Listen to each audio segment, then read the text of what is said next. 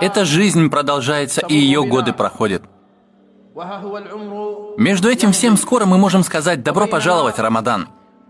Сейчас наша жизнь продолжается. И, может быть, мы поприветствуем Рамадан. Если Аллах удлинит нашу жизнь, мы сможем сказать «добро пожаловать, Рамадан». Мирская жизнь протекает подобно течению облаков. И они будут двигаться до дня расчета. Уважаемые братья, те, кто владеет бизнесом в мирской жизни, готовятся к Рамадану за месяц или за 2, подготавливая торговлю и все, что нужно к ней. Что же говорить о нас, обладателях грехов и прегрешений, которые хотят вести торговлю с Аллахом, которые хотят и желают провести выгодную сделку с Аллахом в Рамадан? Готовы ли мы к Рамадану? Клянусь Аллахом, наши сердца соскучились по Рамадану. Наши души устали от грехов еще до Рамадана. И мы начали скучать по нему. Души разбиты совершенными грехами до Рамадана. Тысячи и тысячи раз. Но мы говорим «добро пожаловать, Рамадан».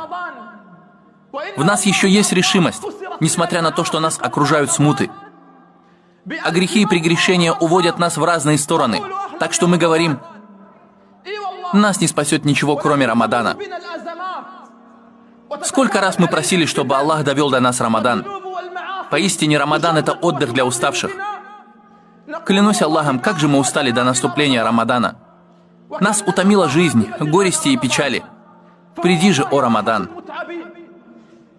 Для того, чтобы стать отдыхом для нас, чтобы стать временем для уединения с Аллахом, временем для успокоения вместе с Аллахом.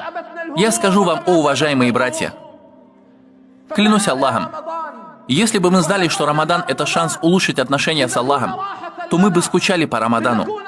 Тот, кто знает, что Рамадан – это шанс улучшить его отношения с Аллахом, тот знает, как он нуждается в Рамадане. Поэтому, уважаемые братья, я обращаюсь к совершающим грехи и прегрешения. Клянусь Аллахом, наступает месяц благ. Все из нас совершали грехи и прегрешения. Тот, кто будет поститься в месяц Рамадан с верой и надеждой на прощение, простятся все его грехи. Мы хотим встретить Рамадан с сердцами, подобно сердцу Умара, к которому пришел мужчина, желая встретиться с ним, правителем правоверных. Он прибыл ночью и подумал, что Умар, повелитель правоверных, спит в это время. Он сказал: «Я пошел в пророческую мечеть и сел там, чтобы дождаться утра и встретиться с Умаром. Там я услышал, как мужчина взывает громким голосом, обращаясь в темноте ночи, находясь в пророческой мечети, и говорит: „О Господь, принял ли Ты мое покаяние, чтобы я мог поздравить с этим свою душу? Или же Ты отверг его, и я должен упрекать ее? О Господь, принял ли Ты мое покаяние, чтобы я мог поздравить с этим свою душу? Или же Ты отверг его, и я должен упрекать ее?“ Когда же он закончил, мужчина спросил его: „Кто ты?“ „Я Умар“. Он воскликнул: „О Аллах, ты Умар?“ Он ответил: „Да, Умар“. „О Умар, разве ты не спишь по ночам? Ведь ты устаешь днем. Почему ты не спишь ночью?“ Он ответил: „О мужчина, если я буду спать всю ночь, то нарушу права Аллаха на меня. Если я буду спать всю ночь, то нарушу права Аллаха на меня. А если я буду спать весь день, тогда нарушу права моей паствы на меня. Как же прекрасно ждать Рамадан, тоскующим по нему сердцу, полным ожидания, сердцем, желающим того, что есть у Аллаха, с чувством того, что никто не превзойдет меня перед Аллахом. Люди плачут, когда кто-то превосходит их в мирском, в машинах или домах. Но нет. Самый большой плач может быть, если твой сосед превзошел тебя перед Аллахом. Потому что превосходство в машинах, домах, мирском и имуществе исчезнет. И останется только, клянусь Аллахом, превосходство одного над другим перед Аллахом. Стучите в двери Рамадана с тоскующими по нему сердцами. Стучите в двери Рамадана с любящими сердцами. Стучите в двери Рамадана с сердцами, униженными перед Аллахом, и говорите: «Добро пожаловать, Рамадан». И никто не превзойдет меня в состязании перед Аллахом. Никто не превзойдет меня в состязании перед Аллахом. В завершение, уважаемые братья, я скажу, что Ибн Мас'уд был спрошен: «О, Ибн Мас'уд, как вы встречали Рамадан? О, Ибн Мас'уд, как вы встречали Рамадан?» Он ответил: «Клянусь Аллахом, ни у одного из нас».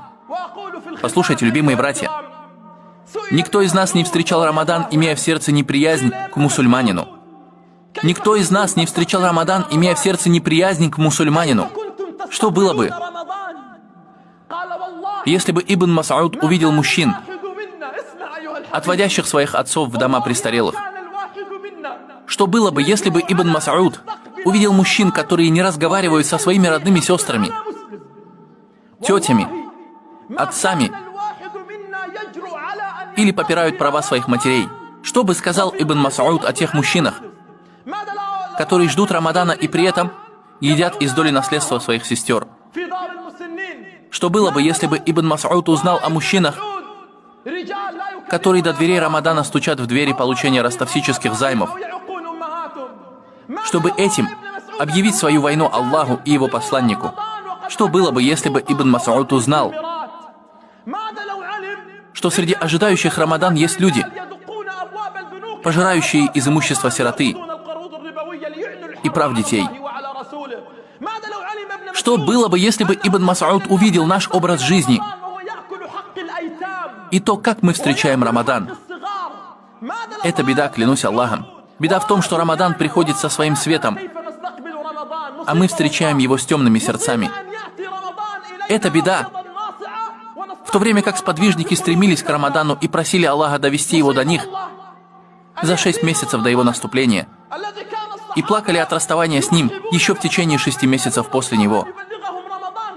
Среди людей есть те, кто при наступлении Рамадана не разговаривают со своими братьями, соседями, едят из прав кого-то, несправедливы к тому-то, делают то и другое. Это большая беда.